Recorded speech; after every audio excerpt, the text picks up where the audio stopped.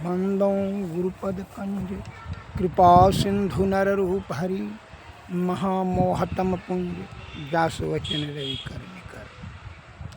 भक्तगणों को तथा धर्म अनुरागियों को मेरा हार्दिक नमन। सत्संग योग कृष्ण यजुर्वेद का अध्याय 1 योग सुखो उपनिषद में यह पद्य आया है, सुन लीजिए। देहावासां समये चिते यदद्वि भवयेत तत देव भवयत जीव इत्येव जन्म कारणम। अर्थात देह त्याग के समय चित्त में जो भावनाएं जीव करता है वही वह होता है, यही जन्म का कारण है। अर्थ आने की तरह स्पष्ट है।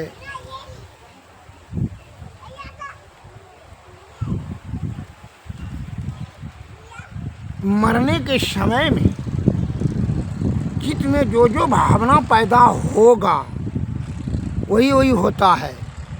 माने उसी के अनुरूप, उसी के अनुसार से आपका जीव आत्मा वही योनि ग्रहण करेगा, वही योनि में चला जाएगा। यही जन्म का कारण हो जाता है। यह 9 दरवाजा में से किसी दरवाजे से निकलेगा। अतः 10वां दरवाजा से ही जो है वह ब्रह्म की ओर चलता है।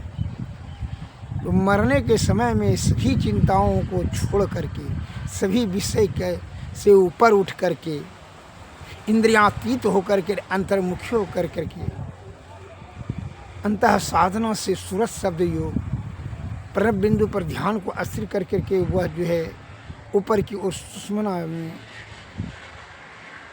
अनहद से ऊपर उठावे, सुषुम्ना नाड़ी में होकर के ब्रह्म की ओर चले। 10वां दरवाजा अंतः साधना से भीतर में ध्यान योग साधना करें।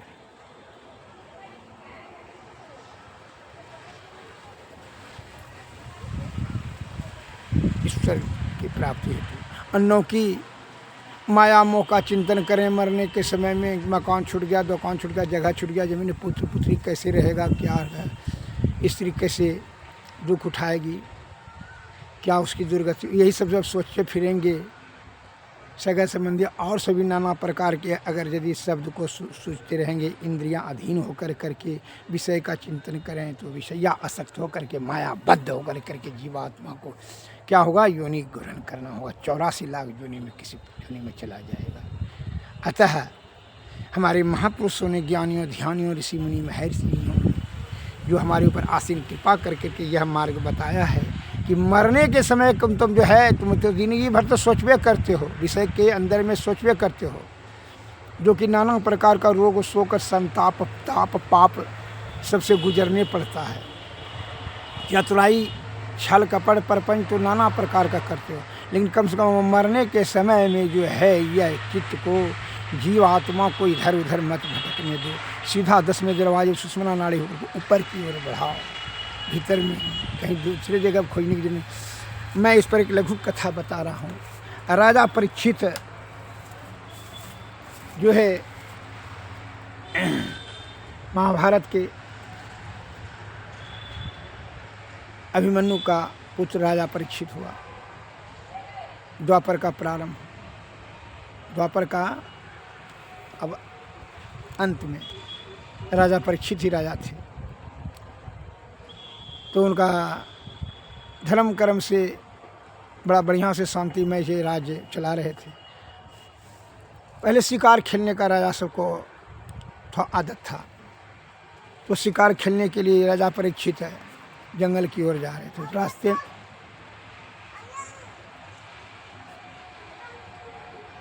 रास्ता में भेंट हो गया कलयुग महाराज से। तो कलयुग ने कहा, प्रणाम महाराज, प्रणाम। हाँ प्रणाम प्रणाम। कौन हो तुम? काला कुल्टा, कौन हो तुम? कल हम कलयुग महाराज हैं, कलयुग हैं। कहा अब द्वापर का अंत हो गया, अब कलयुग का प्रारंभ हो गया, इसलिए आप मुझे जगह दीजिए। क्योंकि ठीक है। कहा अब तो महाराज अब हम कितना भटकेंगे, अब तो हमारा समय ना आ गया। तो हाँ ठीक है, तो सही बात है। तो जाओ, तुमको दिए हैं जुआ खाना, रंडी खाना, और पसी खाना,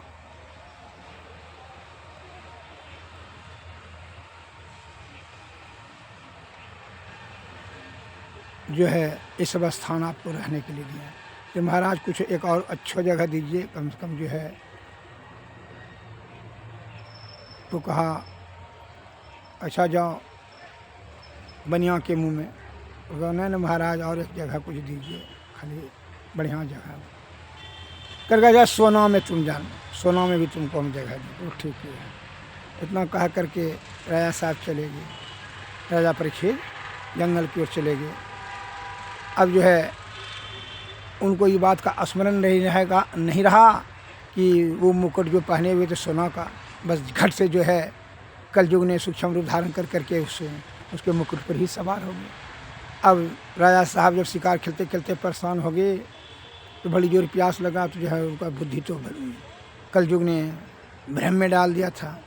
वो तो बड़ा धर्मात्मा राजा थे, लेकिन कलयुग के प्रभाव से कलयुग ने मथा पर सवार हो गया। सोना का मुकुट में राजा साहब ने वचनबद्ध थे, लेकिन इसको स्मरण नहीं रहा। तो जो है अब क्या हुआ कि एक मुनि के वहाँ समीक मुनि उनके आश्रम में गए थे। पानी पानी आवाज़ दिए, वह पानी पिलाइए, बड़ा जोर प्यास लगा राजा साहब ने। लेकिन समीक मुनि जो है ध्यान व्यस्त थे, ध्यान में मगन थे, जो है वह कुछ सुनाई नहीं पड़ा उनको। तो कहा मन में क्रोध हो गया कि नहीं पानी, देखिए ना आंख बंद करके बैठा हुआ है, पानी नहीं पिलाता है। जो बाण के अपने बाण के नोक से जो है मरा हुआ सांप देखा, उसी जगह उसकी गला में दे दिए, ऋषि के गला में। और घोड़ा पर फिर जो है सवार होकर के राजा साहब चला गया। बुद्धि कितना, ये कलयुग का प्रभाव से बुद्धि कितना नीचे गिर गया, जबकि वह धर्म परायण, धर्म को जानने वाला, धर्म ज्ञानी थे। कलयुग का प्रभाव। तब क्या हुआ कि समी का ऋषि का पुत्र तो श्रृंगी ऋषि आए, तो देखा पिताजी गला में ऐसा देख कर करके उनको क्रोध आया। जो है वह श्राप दे दिया कि जो मेरे पिताजी के गला में यह मरा हुआ सांप है, यही तक्षक सांप ने 8वां दिन जाकर उनको काट लेगा, अब मर जाएगा। जब समीक ऋषि का ध्यान टूटा तो उन्होंने अपने पिताजी से कहा, देखिए पिताजी आपके साथ में ऐसे कौन किया था, हम श्राप दे दिए उसको, 8वां दिन काट करके तक्षक में मर जाएगा उसके विष के प्रभाव से। तो ध्यान से जान ले, वही तो राजा साहब थे, वो तो धर्म ज्ञानी थे, तुमको श्राप नहीं देना चाहिए। वह अपने पुत्र को डांटने लगे, बिना सोचे समझे जो करे पाछे पछताए, काम बिगाड़े अपना जग में होता सा है। अरे बहुत बढ़िया राजा थे, लेकिन वो कलयुग के प्रभाव में आ गए थे, इसीलिए ऐसा उन्होंने गलती किया। तुमको उनके राज्य में वो बढ़िया से दया धर्म संतोष करुणा क्षमा से जो है राज काज करते थे, जिसको कि शांति कायम था। अब तो उनका मृत्यु होने पर जो है राज का काज बढ़िया से नहीं हो सकेगा। अब ऐसा धर्मात्मा राजा होगा। वो अपने शिष्य से एक खबर सूचना दिलवा दिए राजा परीक्षित को कि भाई आपने जो गला में सांप दिया, समीक ऋषि के गला में मरा हुआ सांप, उनका पुत्र ने श्राप दे दिया, 8वां दिन जो है आपको विषधर तक्षक सर्प ने दंश करेगा, तुम्हारी मृत्यु निश्चित हो जाएगी। समीक ऋषि ने आपको संदेश भेजा है। और शिष्य का बड़ा जो है स्वागत किए, खाना पीना खिलाया करके कहा ठीक है, जो होने वाला है वही होगा, क्या कीजिएगा। अब तो यह निश्चित है, वृथा न जाई देव ऋषि वाणी। अब ऋषि मुनि महर्षि ज्ञानियों ध्यानियों का तो शब्द व्यर्थ नहीं जाएगा, हम क्या करेंगे। ठीक है, कोई हमको दुख नहीं, चिंता नहीं, कह दीजिएगा महात्मा जी को, चलेगी। अब इधर जो है सभी जो है इस प्रकार का सूचना प्राप्त करके, जैसे माथा पर से मुकुट उतारा, उनको जो है समझ में आ गया कि बहुत बड़ी भारी हमने गलती किया, कलयुग के प्रभाव में आकर करके ऐसा हमको नहीं करना चाहिए, उसके लिए हमको दंड मिल गया। तो क्या है, अब फिर मोह कुंज करेंगे ये राजकाज का, और पारिवारिक क्या मोह है। मोहन सा सब सोवनहारा, देखहीं स्वप्न अनेक प्रकारा। मोह के नशा में मनुष्य जो है नाना प्रकार का स्वप्न देखता है। इस प्रकार कि जब मृत्यु को अटल सत्य देख करके, समय निश्चित देख करके 8वां दिन मृत्यु निश्चित है, उनका मोह, माया मोह विषय का त्याग हो यथाशीघ्र ही गर्भावस्था धारण कर लिया। सब राज काज का तो अपना पुत्र जन्मेजय को दे दिया राज सिंहासन, कहा अब तुम जो है और गंगा के तट पर चले गए जो है भगवत कथा सुनने के लिए। वहाँ ऋषि मुनि महर्षि ज्ञानी ध्यानी सब जो है आगे कि राजा साहब जो है राजकाज का त्याग कर करके वह चले गए। बड़े बड़े ऋषि मुनि महर्षि भी राजा साहब को अंतिम दर्शन करने के लिए आगे वो गंगा तट पर जो है इस त्याग के व्रत को विषय में सुन करके कि आत्रेय मुनि, वशिष्ठ मुनि, चमन ऋषि, पराशर, अंगिरा, भृगु, परशुराम, विश्वामित्र, मैत्रेय, पिपलाद, गौतम, भारद्वाज, अगस्त्य, नारद, वेदव्यास आदि ऋषि महर्षि और देव ऋषि अपने अपने शिष्यों के साथ उनके दर्शन के लिए पधारे। राजा परीक्षित ने उन सभी का यथोचित समयानुकूल सत्कार कर करके उन्हें आसन दिया और उनके चरणों की वंदना किया और कहा, हे यह मेरा परम सौभाग्य है कि आप जैसे देवतुल्य ऋषियों के दर्शन प्राप्त हुए। मैंने सत्ता के मद में चूर होकर के परम तेजस्वी ब्राह्मण के प्रति अपराध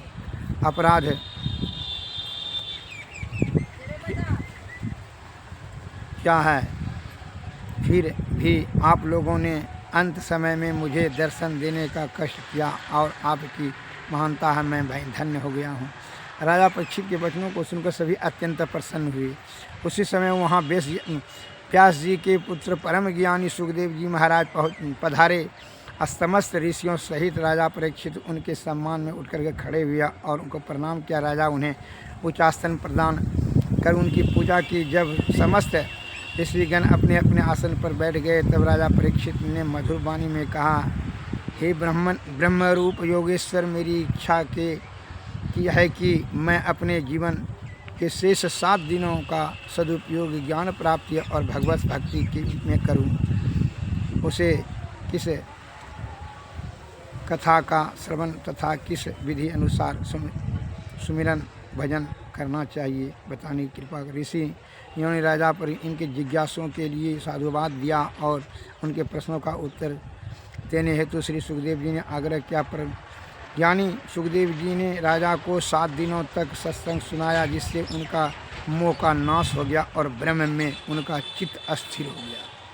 सत्संग 7 दिन लगातार सुनाया तो उनके क्या मोह का नाश हुआ और ब्रह्म में चित्त अस्थिर हो गया।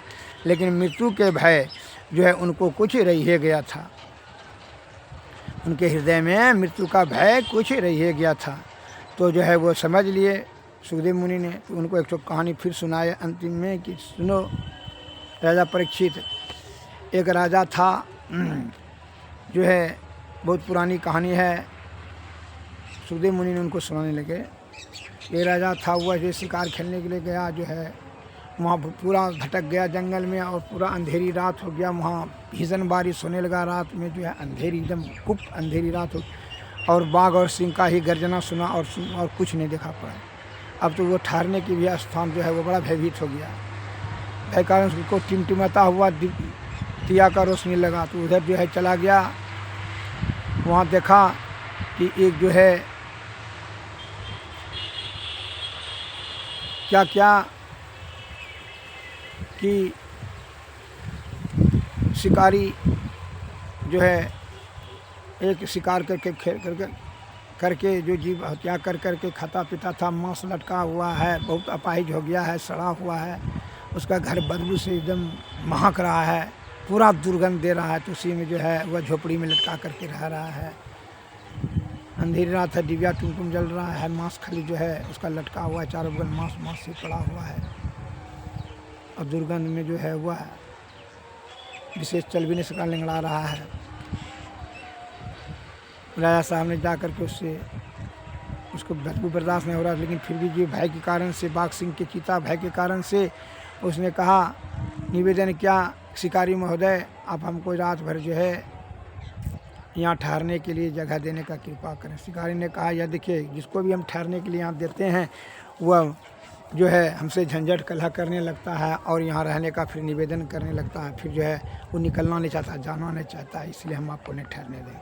लेकिन नहीं, हमको तो यहाँ ऐसा भी अच्छा नहीं, क्योंकि नहीं अच्छा लग रहा है तो कहा है रहना, जाइए उधर रहिए, लेकिन रात भर ठहरना है तो कहो ठीक है तो रहिए, जब हमको झंझट नहीं करना भाई, तो कोई भी कलह आपसे हम नहीं करेंगे, सवेरे भोरे होते हुए हम निकल जाएंगे। तो वहाँ ठीक है, निकल जाना। एक कोने में जो है बड़ा आरजू विनती किया उसको, तो एक कोने में दिया रहा, एक जो है एक कोने में जो है शुक्ल करके राजा रात भर रहा, बदबू सहते रहा, लेकिन अनंत रात तक जो है अंतिम रात में नींद आ गया और जो है ना वो उसको बदबू को खुशबू में परिणत हो गया, वो अच्छा, उसी को अच्छा वो लगने लगा, बदबू से में रहते रहते निरंतर अच्छा लगने लगा। अब सवेरे वो भी झंझट करने लगा, उसके मन में विचार में आने लगा कि हम नहीं यहीं रह जाएं, बड़ा बढ़िया खुशबू हो रहा है। अब जो कि बदबू लगता है वो खुशबू लगने लगा, आदत हो गई। तो वो जो है सवेरे राजा साहब ने कहा कि जाइए, शिकारी ने कहा नहीं हम नहीं जाएंगे, यहाँ रहने दीजिए, यहीं क्या, क्योंकि देखिए झंझट मत कीजिए, कहीं रहने देंगे, यहाँ जाइए यहाँ से। इतना बदबू रात में बता रहे थे, बदबू करके नहीं, बदबू कुछ नहीं, अब अच्छा, अब सही अच्छा लगने लगा हमको। तो वह राजा साहब ने झगड़ा करने लगा उससे। तो इस प्रकार से जो है क्या राजा साहब का झगड़ा करना, कलह करना उस शिकारी से अच्छी बात है?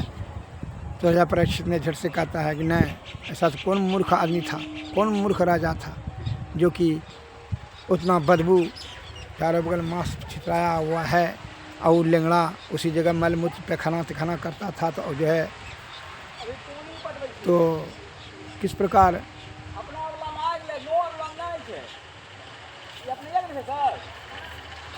जो है वह मूर्ख राजा था, वह मूर्ख राजा तो तुम ही हो। अरे जब मल मूत्र का पसीना ढोने वाला शरीर से इतना मोह तू करता है, क्या इसको छोड़कर नहीं जाना चाहता है? तुम्हारा कल मृत्यु निश्चित है, इसलिए तुम क्या करो, इसलिए माया मोह को छोड़ करके तुम इस शरीर को, मल मूत्र का पसीना ढोने वाला शरीर को त्याग करके, इसका मोह त्याग करके ईश्वर प्राप्ति करने ब्रह्म की ओर ध्यान दो और इसका जो है भय से निवृत्ति हो जाओ। कहा यह दुर्गंध युक्त शरीर का मोह करना उचित अब नहीं है, जो कि मोह तुम कर रहे हो अभी। उसके मन की भावना को जब बता दिए सुखदेव जी महाराज ने, तो उनको जो है ठेस लगा और कहा कि सही, इससे हमारी गलती हो रही है। इस प्रकार उनके अंतःकरण में जो है चेतना जागृत हुई और वह दृढ़ संकल्प हो गया और मृत्यु को आवरण करने के लिए, वरण करने के लिए तैयार उद्धत हो गया। एवं प्रकार से कहानी का अंत कर करके सुखदेव जी महाराज वहाँ से चले गए और जैसे गए जो है सर्प ने दंश किया और उनकी मृत्यु को प्राप्त हुए, वह स्वर्ग की प्राप्ति की और उनकी मुक्ति हो गई, क्योंकि इसलिए विषय के परे वह हो गए थे और मरने के समय में किसी प्रकार का कोई भी चिंता और मोह नहीं रह गया था। सत्संग के प्रभाव से, संत के दर्शन से उनकी ज्ञान जो है चक्षु खुल गया था। अंतः साधना में वह लीन था, उसी समय वो सर्पदंश ने किया और वह ब्रह्म की प्राप्ति कर ली। राजा परीक्षित ने। श्री सद्गुरु महाराज की जय, श्री सद्गुरु महाराज की जय। एवं प्रकार से उनकी सदगति हुई। इसलिए हमारे गुरु महाराज का कहना है,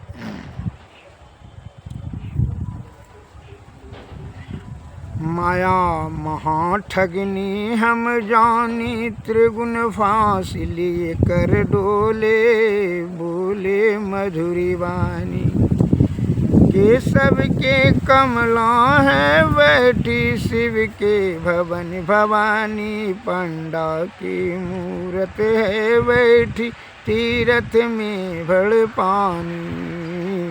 माया महाठगनी हम जानी, त्रिगुण फांस लिए कर डोले, बोले मधुरी वाणी। जोगी के जोगी न होवे बैठी, राजा के घर रानी, काहो के हीरा होवे बैठी, काहो के कौड़ी कानी। भक्तन की भक्ति न होवे, बैठी ब्रह्मा के वे ब्रह्मानी। कहे कबीर सुनो हो संतो, यह सब यह कथ कहानी।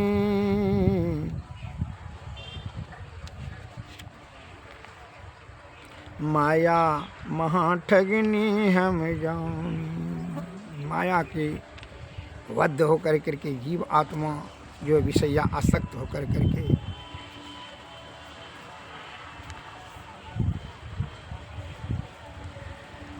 इसलिए मरने के समय सभी मोह, माया, काम, क्रोध, मद, लोभ सभी विषय को छोड़िए, विषय के अधीनता और स्वीकार कर दीजिए। मैंने विषय को त्याग कर करके अनासक्त भाव से इंद्रियातीत हो जा कर करके चिंतन मनन करें और जीव आत्मा को प्रणव बिंदु पर अस्थिर करके अज्ञान चक्र पर जो है वह आगे की ओर ऊपर चढ़ावें, सुषुम्ना नाड़ी में जाने में।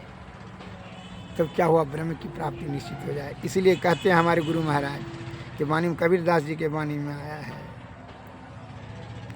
मोरे जिए राव बड़ायंद सेवा मुसाफिर जहियों कौनियो। मनुष्य संदेह में रहे, दिमाग जो है उसका जो असंतुलित होता है, संदेह में चला जाता है कि किस ओर जाए, माया के तरफ बढ़ें कि जो है ब्रह्म की ओर तरफ बढ़ें। वह ब्रह्म की ओर बढ़ना चाहता है तो वह उसको जो है माया, मोह, काम, क्रोध इस सब ने जो है उसको लपेट कर करके फिर घसीट करके मोह में आता है और आयु, बल, बुद्धि सब छिन्न कर देता है।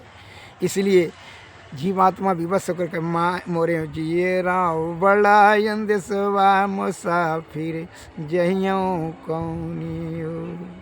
मोह का शहर कहर नर नारी, दोई फाटक घन घोर। मोरे जिए राव बड़ा इंद सेवा मुसाफिर जइयों कौनी ओर। कुमति नायक फाटक रोके, परियों कठिन झिक जोर। संशय नदी अगाड़ी बहती, विषम धार जल जोर।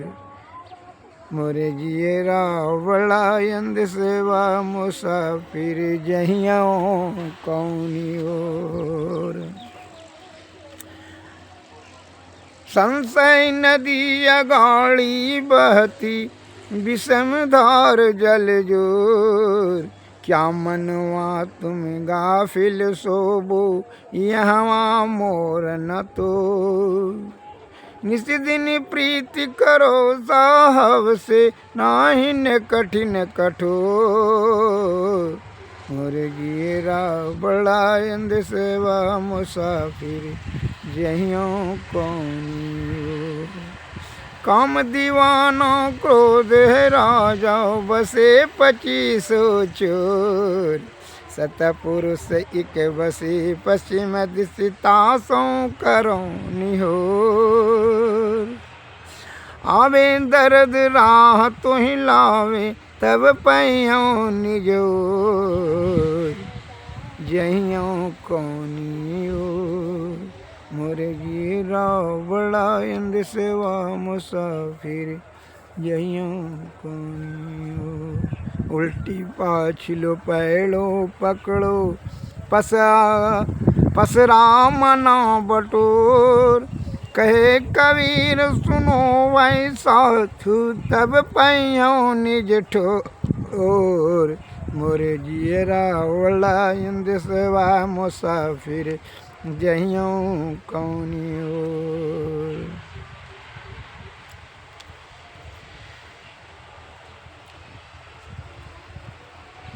बिना सतगुरु नर रहत भुलाना, खोजत फिरत राह नहीं जाना। के हर सुत ले आयो गरड़िया, पाल पोस उनकी न सयाना। करत कलोल करहत अजयन संग, आपन मर्म उनहु नहीं जाना। के हर एक जंगल में से आयो, ताई देख बहुते ऋषियाना। पकड़ी के भेद तुरत समझाए, आपन दशा देख मुस्काना, जस कुरंगे बिच बसत बसाना, खोजत मूल फिरते चंगाना। कर उस वास मने में देखे, यह सुगंधि दो कहाँ वसाना। अर्ध ऊर्ध बिच लगने लगी हैं, क्यों रूप नहीं जात बकाना। कहे कबीर सुनो भाई साधु, उल्टी आयु में आप हूँ समाना। बिन सतगुरु नर रहत भुलाना, खोजत फिरत नहीं कुछ जाना। श्री श्री श्री श्री गुरु महाराज की जय।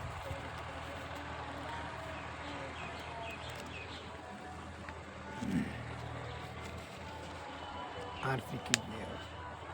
आरती तन मंदिर में कीजिए, दृष्टि जुगल कर सन मुख लीजिए। चमकई बिंदु सूक्ष्म यति उज्जल, ब्रह्म ज्योति अनुपम लख लीजिए। जगमग जगमग रूप ब्रह्मांडा, निरखी निरखी ज्योति तज दीजिए।